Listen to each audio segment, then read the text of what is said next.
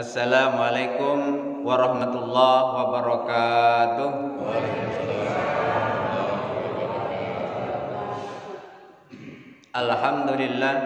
Alhamdulillahi nasta'inuhu wa nastaghfiruh wa na'udzu billahi min syururi anfusina wa min sayyiati a'malina may yahdihillahu fala mudhillalah wa may yudlil fala hadiyalah. Asyhadu an la ilaha illallah wahdahu la syarikalah wa asyhadu anna Muhammadan abduhu wa rasuluhu la nabiyya ba'dah. Allahumma shalli ala sayyidina Muhammad wa ala ali sayyidina Muhammad. Rabbi syrah li sadri wa yassir li amri wahlul 'uqdatam min lisani yafqahu qawli, amma ba'du. Bapak Ibu jamaah subuh Masjid As-Salam Kelurahan Kenali Asam. Kenali Asam Atas. Kalau di situ tertulis RT 15, 16 dan 17 serta sekitarnya. Saya diberitahu oleh ketua umum masjid ini, Pak Maman, ya, memberitahukan untuk minta ke sini. Biasanya kalau saya subuh jam 4 keluar dari rumah itu ke RRI biasanya. Ini ke As-Salam kali ini. Alhamdulillah bisa ketemu dengan bapak-bapak, ibu-ibu semuanya. Kemudian saya tanya apa materinya. Lalu disampaikan kalau Asyura udah lewat. Karena Asyura kemarin hari Sabtu kemarin, sekarang sudah hari Minggu. Jadi tentang apa? Tentang sholat. Ya sudah kalau begitu, karena itu adalah posisi kita dan yang paling penting untuk kita. Kenapa? Awwalu ma yuhasabu bil abdu yaumal qiyamati as-shalah. Yang pertama sekali nanti kita dihitung oleh Allah itu bukan hajinya berapa kali, bukan sedekahnya sudah berapa kotak, tetapi yang dihitung pertama kali adalah sholatnya. Jadi sholat ini merupakan pondasi, makanya dikatakan as-sholatu imaduddin. Sholat itu adalah tiang agama. Faman aqamaha faqad aqamaddin. Siapa orang yang mendirikan sholat berarti dia mendirikan agama. Lalu sebetulnya untuk apa sholat ini, ibu-ibu, bapak-bapak yang dirahmati Allah? Semua kita pasti pengen masuk surga. Dan bahkan preman sejahat apapun ketika ditanya, kamu pengen masuk neraka apa surga? Tentu jawabannya masuk surga. Tidak ada satupun yang ditanya ketika masuk surga atau neraka, jawabannya masuk neraka. Tidak ada. Kalau di sini sama, tidak ada ya.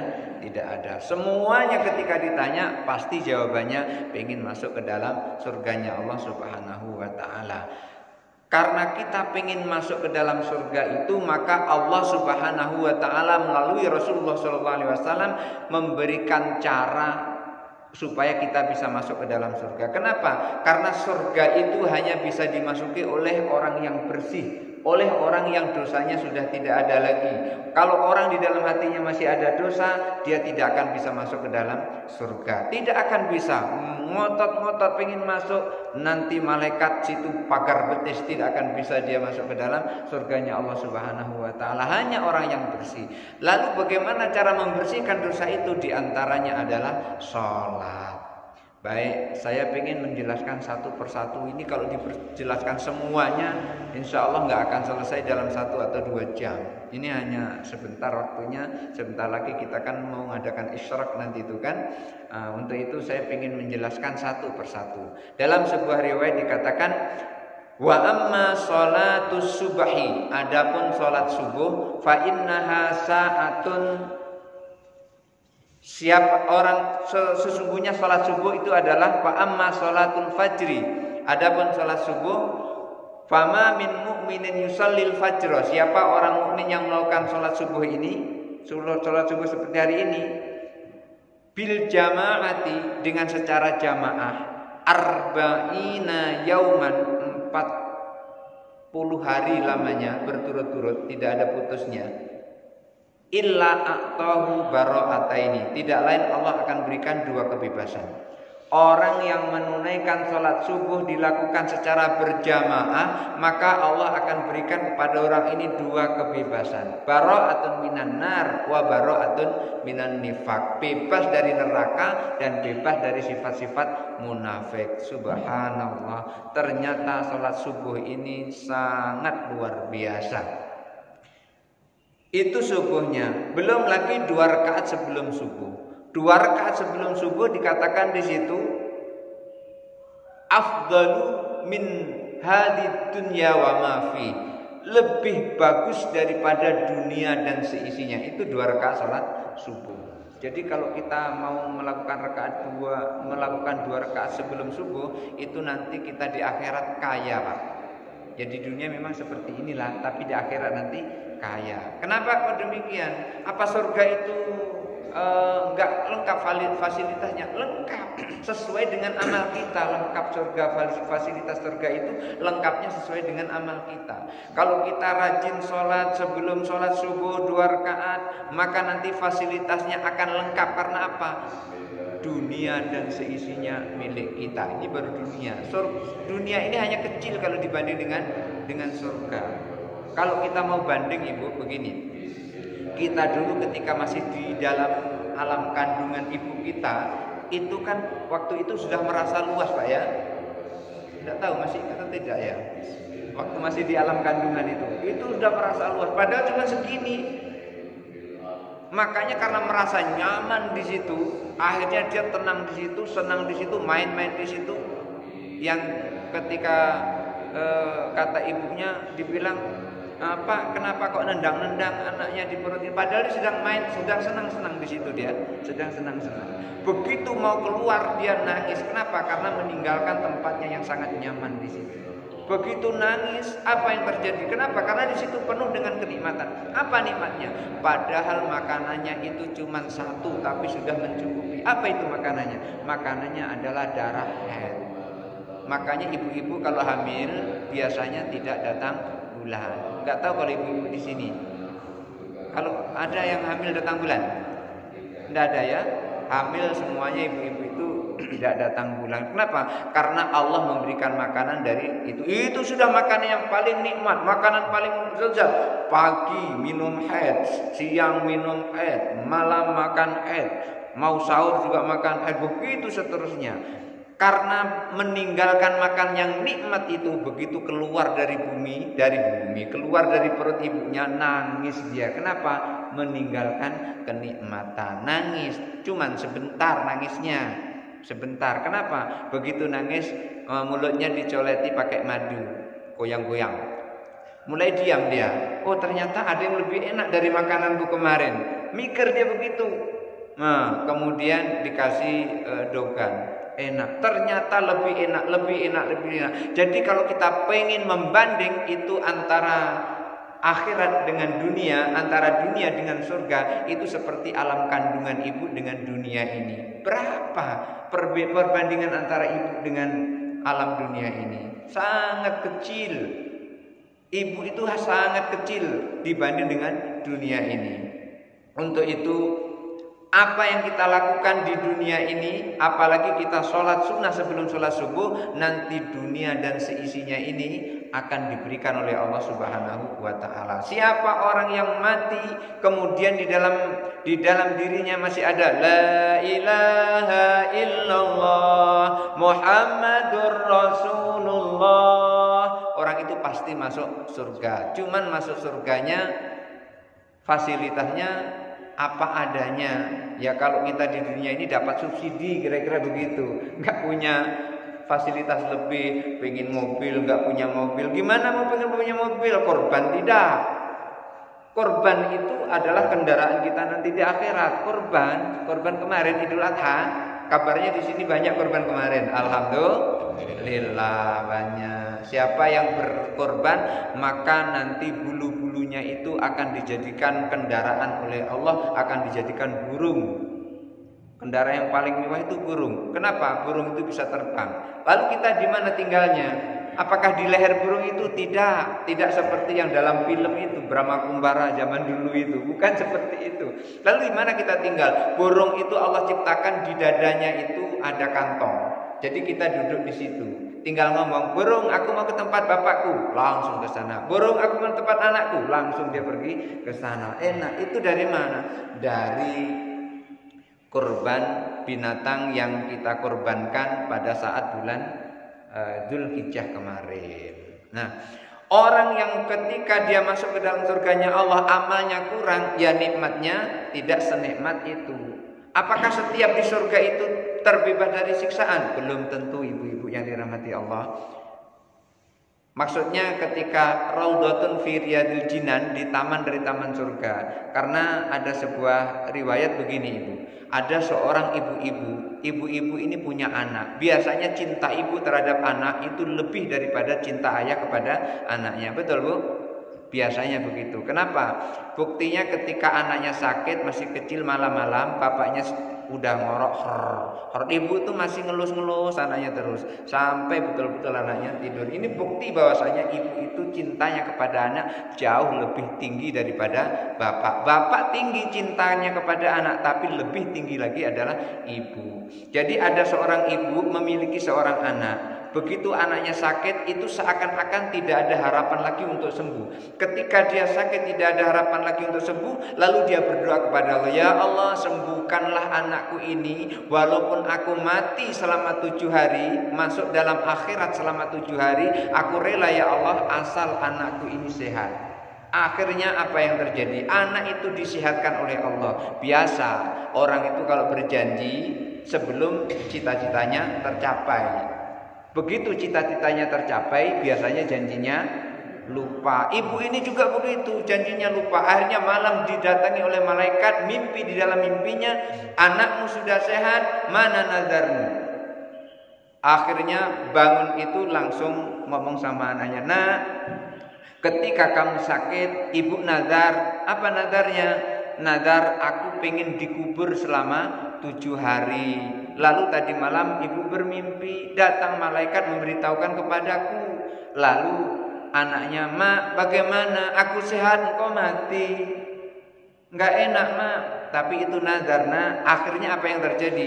Akhirnya si anak tadi disuruh oleh ibunya menggali kuburan. Terus ibu itu dimasukkan, masuk sendiri, bukan dimasukkan, masuk sendiri dalam kuburan itu. Ya tentu bukan di kubur padat, di dalamnya masih ada longgar. Begitu sudah rapat kuburan itu ditutup oleh anaknya, sambil anaknya menghitungi hari selama 7 hari itu, tiba-tiba ibu tadi seakan-akan pingsan, kemudian terus melihat di kuburan itu ada lubang kecil itu kelihatan. Begitu ada lubang itu, dilihat di situ ada ibu-ibu yang lain.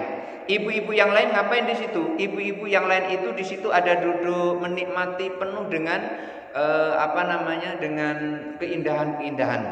Karena itu di dalam Raudhatun fi Riyadil Jinan, taman dari taman surga.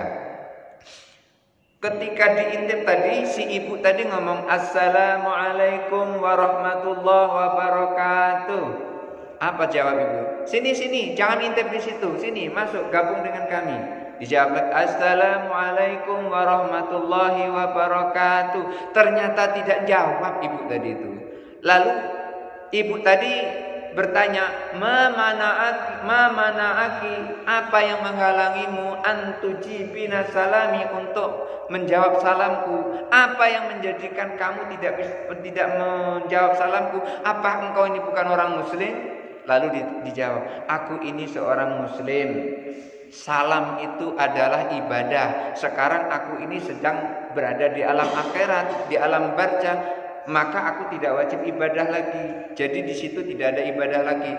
Dia baru sadar bahwasanya sekarang dia itu sudah berada di alam barzah. Kemudian tiba-tiba setelah dia ngomong panjang lebar begitu, tiba-tiba ada burung itu terbang, lalu terbangnya itu nempel di atas kepalanya.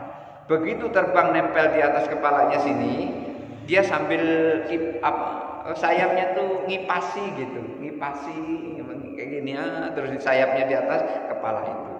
Kemudian muncul lagi seorang perempuan yang lain, ada di situ juga, didatangi burung juga. Berarti di situ sudah mendapatkan dua orang yang masuk ke dalam surganya Allah. Raudhatun, belum surga itu, masih raudhatun min riyadil jinan.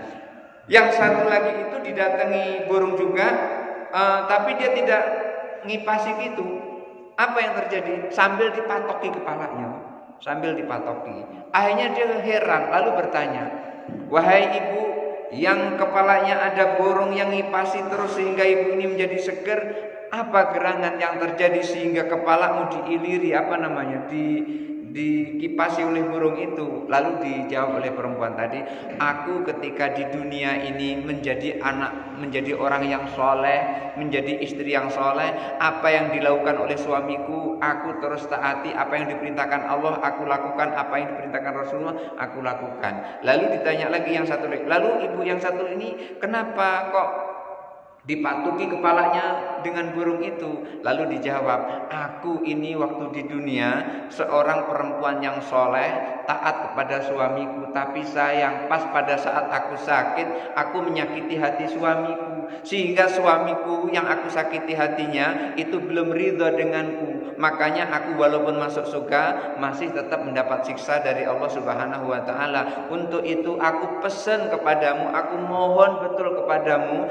nanti ketika kamu kembali ke dunia, tolong sampaikan kepada suamiku, aku minta maaf kepadanya. Ngomong-ngomong begitu ternyata sudah 7 hari lamanya. Akhirnya waktumu sekarang sudah habis, sekarang kamu balilah di situ. Ternyata anaknya sudah mulai gali dari atas itu. Begitu gali dari atas melihat ibunya masih sehat di situ, alhamdulillah senang sekali anaknya. Akhirnya sekampung kumpul semua. Kenapa? Karena ada orang yang dikubur selama 7 hari pulang dalam keadaan selamat. Itu namanya pra kematian. Kalau bapak mau coba boleh. Nah, nanti kan balik lagi gitu. Kira-kira enak tidak usah balik kan gitu. Kira-kira nggak enak balik lagi gitu. Itu pra kematian namanya. Begitu ngumpul, akhirnya ibu tadi ketemu. Nah, ini seperti bapak yang diceritakan oleh ibu dalam alam kubur itu. Lalu tanya, Pak, aku ada pesan untukmu. Apa pesan? Aku ketemu dengan istrimu yang dulu gitu. Kan dia beristri lagi gitu. Model kayak Pak Maman lah gitu. Cuman ketemu istrinya yang dulu di dalam alam kuburnya itu. Lalu apa pesannya?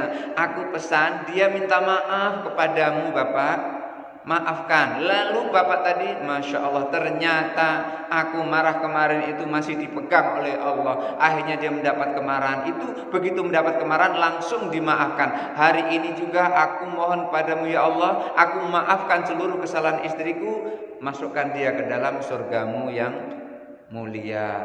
Lalu ibu tadi malam bermimpi. Malamnya bermimpi, bukan di alam kubur tadi, di rumahnya dia bermimpi. Didatangi oleh ibu tadi, terima kasih ibu, engkau sudah sampaikan kepada suamiku, aku sekarang sudah bebas dari siksaan Allah. Burung yang ada di kepalaku yang matuk-matuk itu sudah tidak ada lagi. Aku terima kasih sekali. Ternyata bapak ibu, memang betul istri itu surganya adalah di bawah ridho suami. Bapak ibu yang dirahmati Allah, ini yang pertama sekali memang yang dihitung adalah sholat kita, yang pertama sekali yang dihitung. Tetapi amalan yang lain juga ikut dihitung setelah itu. Tapi kalau sholat kita bagus, maka Allah akan masukkan kita ke dalam surganya Allah Subhanahu wa ta'ala. Ketika masih dalam kubur namanya raudhatun min riyadil jinan.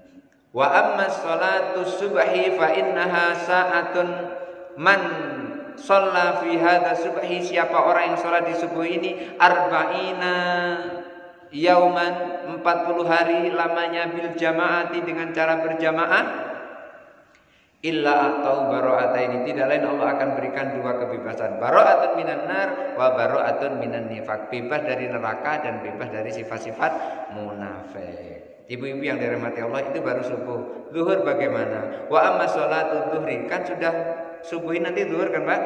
Iya zuhur. Wa amma sholatu zuhri fa innaha sa'atun tash'aru fiha jahannam. Saat zuhur itu Bapak saat dinyalakan api neraka jahanam. Makanya saat zuhur itu panas.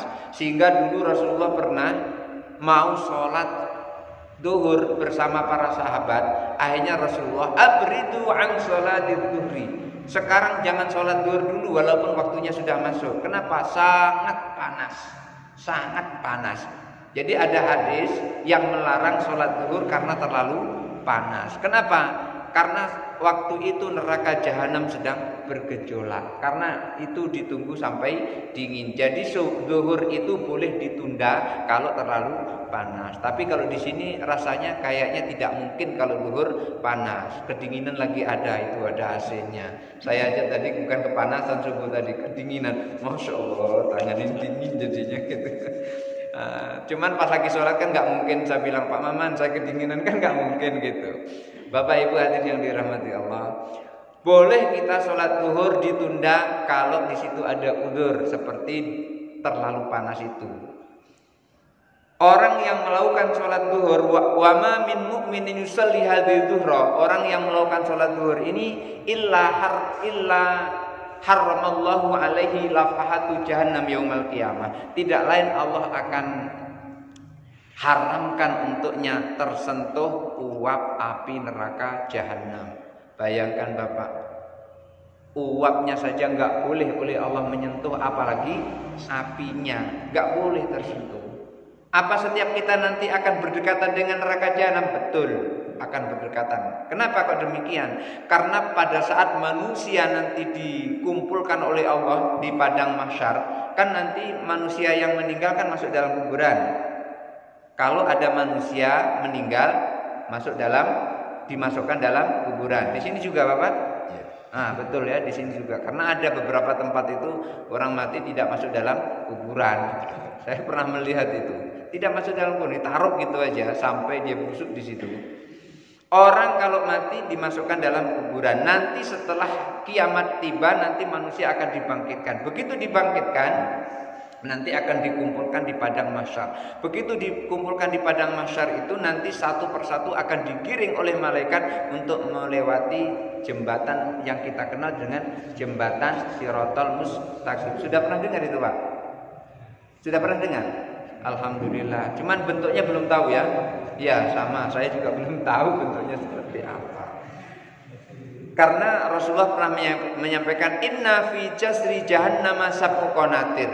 Di atas neraka jahanam itu ada 7 jembatan. Fi kulli qantaratin sab'una aman. Di atas neraka jahanam itu ada 7 jembatan. Setiap satu jembatan itu kita melaluinya dalam posisi normal jalan kaki itu dilalui selama 70 tahun perjalanan.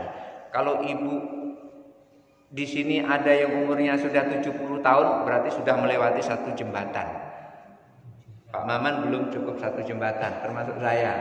70 tahun akhirat. Iya, 70 tahun perjalanan. 70 tahun perjalanan. Itu kalau kita cuma punya amal biasa saja. Beda kalau kita punya kendaraan, punya puasa, itu akan jadi kendaraan nanti itu. Maka ketika kita puasa di bulan Muharram itu, termasuk yang sekarang. Bulan Muharram itu apa sih? Bulan Muharram itu ada 4. Ada 4 bulan Muharram. Apa itu? Dzulqa'dah, Dzulhijjah, Muharram, satu yang nyeleneh agak jauh namanya Rajab. Nah itu bulan yang dimuliakan oleh Allah. Siapa orang yang berpuasa di bulan yang dimuliakan oleh Allah ini, maka nanti akan diberikan sarirun, akan diberikan tempat peristirahatan pada saat nyeberangi jembatan Shiratal Mustaqim. Sekarang masih berada di bulan Muharram. Yang belum sempat puasa tanggal 10 Muharram, silahkan masih bisa puasa. Bukan 10 Muharram tapi puasa Muharram. Karena 10 Muharram sudah lewat, tapi puasa di bulan Muharram masih boleh. Kenapa? Puasa Muharram 1 bulan penuh juga boleh. Juga boleh. Diseling-selingi juga boleh. 1 hari saja puasa juga boleh. 2 hari saja puasa juga boleh. Orang yang berpuasa di bulan Muharram nanti Allah akan bantu pada saat menyeberangi jembatan Shiratal Mustaqim itu dengan kalau kita capek duduk di situ bersama istrinya. Kalau istrinya sama-sama puasa dengan suaminya. Bapak Ibu hadirin yang dirahmati Allah.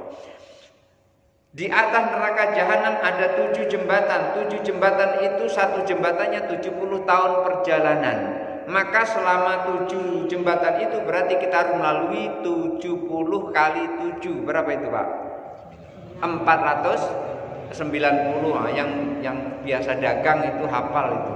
Karena kalau nggak hafal kali-kalian nanti mengembalikannya salah, susuknya jadi salah gitu.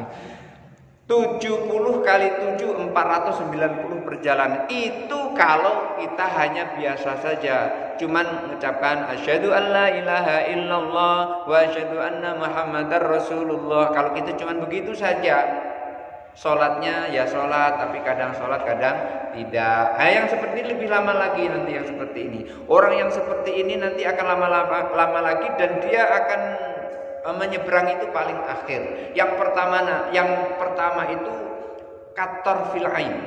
Yang pertama itu orang yang nyeberangi yang pertama kali itu orang yang rajin sholat subuh, orang yang ilmunya cukup, orang yang takwa. Orang takwa itu orang berilmu cukup, waliullah, nabi, rasul, waliullah, para sholihin.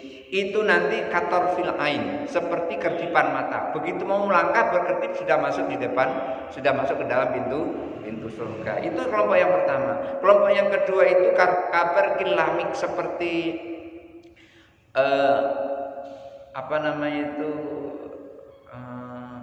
petir. Nah, seperti kilat. Nah, baru nyampe. Kilat dengan kerdipan mata mana cepat? Kerdipan mata kita. Yang kedua seperti kilat. Kemudian yang ketiga itu kari, seperti angin.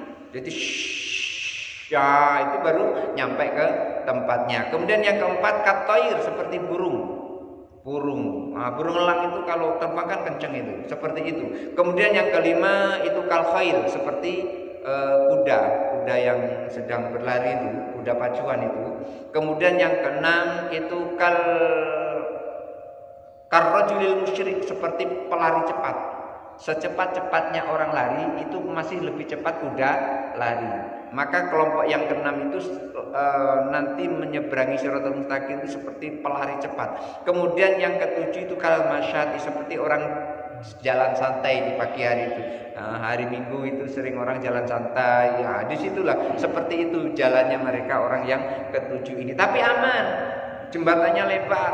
Beda dengan orang yang ke-8. Semuanya sudah menyeberangi, tinggal satu kelompok ini yang belum. Akhirnya malaikat nyuruh, ayo cepat nyebrang, masih juga belum nyebrang. Ayo cepat nyebrang, masih juga belum cepat nyebrang. Akhirnya dibentak oleh malaikat, murrah, jalan, kata malaikat. Akhirnya karena takut dengan malaikat, akhirnya dia berjalan. Begitu berjalan sambil megangi jembatan itu. Tangannya ada di depan, perutnya ada di atas jembatan, kakinya satu nyengser ke bawah, kakinya yang satu lagi dikaitkan ke atas. Begitu dijelaskan di dalam kitab Al-Ghunyah li Thoriqil Haq Azza wa Jalla Syekh Abdul Qadir Jailani. Dijelaskan seperti itu. Akhirnya berjalan. Karena berjalan seperti itu tadi, takut jatuh. Dia takut jatuh. Kenapa kok takut jatuh? Ya, kecil sekali.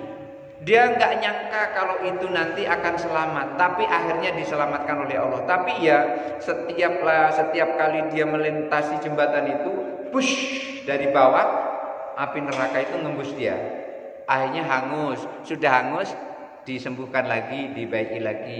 Jalan lagi, push dari bawah, api lagi, hangus lagi, begitu seterusnya sampai akhirnya di penghujung jembatan. Maka itulah kita sholat zuhur. Fama min mu'minin yusalli hadhihi shalah, siapa orang yang melakukan sholat zuhur ini illa harramahu alaihi lafahatu jahannam, tidak lain Allah akan haramkan tersentuh uap api neraka jahannam. Mudah-mudahan kita termasuk yang itu. Amin Allahumma amin. Kemudian pada saat kita wudhu juga demikian. Saat kita basuh berkumur-kumur, Bapak Ibu kalau wudhu berkumur-kumur kan? Disunahkan berkumur-kumur. Kenapa? Karena ketika kita berkumur-kumur itu di dalam kitab namanya Al-Muhadzab yang sekarang sedang saya pelajari, Al-Muhadzab itu, orang yang berkumur-kumur itu begitu berkumur-kumur itu kan memutar air di dalam perut. Di dalam mulut, memutar air di dalam mulut. Begitu air itu sudah terputar di dalam mulut itu kan terus dimuntahkan, bukan ditelan kan Bu ya? Jangan ditelan, kotor. Jadi dimuntahkan. Kenapa kok dimuntahkan? Bersama muntahan air yang dikumur-kumurkan dalam mulut itu, dosa yang asalnya dari mulut keluar bersama itu. Jadi kalau ibu-ibu, bapak-bapak berkumur-kumur terus dimuntahkan kumur-kumurnya itu, dosa kita itu keluar bersama kumur-kumur itu. Itu dijelaskan di dalam kitab Al-Muhaddab Abu Ishaq Ibrahim bin Ali bin Yusuf Asy-Syirazi. Beliau mengutip hadis seperti itu. Kemudian pada saat itu istinsyak namanya, masukkan air ke dalam hidung, itu juga demikian, Allah akan keluarkan dosa dari situ. Lalu pada saat mengusap muka itu ada doanya. Apa doanya? Doanya Allahumma bayyid wajhi yauma tabyaddu wujuh wa taswaddu wujuh. Ya Allah, putihkan mukaku, sinarkan mukaku di mana hari orang-orang kafir nanti mukanya pada redup, pada hitam, hanya orang-orang yang beriman yang mukanya pada bersinar. Kita nanti ibu bapak dikenali oleh Rasulullah itu karena muka kita. Orang yang mukanya tidak sering terkena air wudhu nanti sulit dikenali Rasulullah. Tapi ketika kita sering wudhu, subuh pergi ke masjid, zuhur wudhu lagi, asar wudhu lagi, maghrib wudhu, isya wudhu, subuh wudhu lagi, bersinar muka kita, gampang dikenali oleh Rasulullah Shallallahu Alaihi Wasallam. Mudah-mudahan termasuk kita. Amin Allahumma amin. Kemudian pada saat basuh tangan kita berdoa, Allahumma tini kita biyamini. Ya Allah, berikan catatan amalku dengan tangan kanan. Kenapa kok dengan tangan kanan? Kalau dengan tangan kanan ini kita menerima catatan amalan kita akan dimudahkan Allah masuk ke dalam surga. Itu tadi, tidak akan sempat kita merangkak di jembatan Shiratal Mustaqim. Kita nanti seperti orang yang berada di atas kuda pacuan, kenceng begitu. Ketika kita basuh rambut, ada doanya, Allahumma harrim sya'ri wa basyari 'alan nar. Ya Allah, haramkan rambutku dari sentuhan uap api neraka jahanam. Haramkan ya Allah rambutku dan kulitku dari api neraka jahanam. Maka ketika orang wudhunya sempurna kemudian sholat, maka wudhu kita akan menjaga kita dari semburan api neraka yang berada di bawah jembatan Shiratal Mustaqim itu, dan kita insya Allah tidak mengalami itu kalau wudhu kita sempurna. Kemudian ketika kita basuh kaki, apa yang kita lakukan dengan doa? Allahumma tsabbit qadami 'ala sirati. Ya Allah, kencangkan kakiku ini, kuatkan kaki ini pada saat meniti Shiratal Mustaqim. Wudu sempurna kemudian tersolat, maka Allah akan jaga dari semburan uap api neraka jahanam. Itu baru sholat zuhur. Orang yang sholat zuhur, maka Allah akan selamatkan kita dari uap api neraka jahanam. Itu baru uapnya, belum apinya. Apinya lebih lagi dijauhkan oleh Allah Subhanahu wa ta'ala. Uapnya saja nggak boleh, apalagi apinya. Ibu-ibu yang dirahmati Allah Subhanahu wa ta'ala, sudah jam berapa sekarang Pak Ahmad? Jam 6. Barangkali itu saja. Sebetulnya masih ada asar, masih ada maghrib, masih ada isya. Nah, ini baru sampai sholat zuhur. Mudah-mudahan ada manfaatnya untuk kita semuanya, khususnya untuk saya, umumnya untuk Bapak Ibu hadirin yang dirahmati Allah semuanya. Kita sudahi pengajian subuh kali ini, mudah-mudahan jadi barokah buat kita. Amin Allahumma amin. A'udzubillahi minasyaitonirrajim. Bismillahirrahmanirrahim. Alhamdulillahirabbil alamin. Hamdan hamidin, hamdan syakirin, hamdan naimin, hamdan yuafi ni'amahu wa yukafi mazidah. Ya Rabbana lakal hamdu kama yanbaghi li jalali wajhikal karim wa 'azimi sultanik. Allahumma shalli ala sayyidina Muhammad wa ala ali sayyidina Muhammad wa sallim wa radhiyallahu ta'ala an kulli sahabati Rasulillah walhamdulillahi rabbil alamin. Allahumma ighfir lana dhunubana wa liwalidayna warhamhuma kama rabbayana shighara. Allahumma tawwil umrana wa sahih sadana waqti hajatana waqti amwalana wa wasi' arzaqana warzuqna min hadulana tasib habib bin nasi ajmain. Allahumma qarribna ya Allah ila man qarraba ilaika wa ba'id minna adh-dhalimina wal ba'idina minka. Allahumma qarrib ya Allah ila man qarraba ilaika wa ba'id minna adh-dhalimina wal ba'idina minka. Allahumma qarrib ya Allah ila man qarraba ilaika wa ba'id minna adh-dhalimina wal ba'idina minka. Rabbana dhallamna anfusana wa illam taghfir lana wa tarhamna lanakunanna minal khasirin. Rabbana atina fid dunya hasanah wa fil akhirati hasanah wa qina adzabannar. Wa sallallahu ala khairi khalqi Muhammadin sallallahu alaihi wasallam wa ala alihi washabihi ajmain. Subhana rabbika rabbil izzati amma yasifun wa salamun alal mursalin walhamdulillahi rabbil alamin. Taqabbalallahu minkum minna wa minkum taqabbal ya karim. Hadanallahu wa iyyakum ajmain. Tsumma assalamu alaikum warahmatullahi wabarakatuh.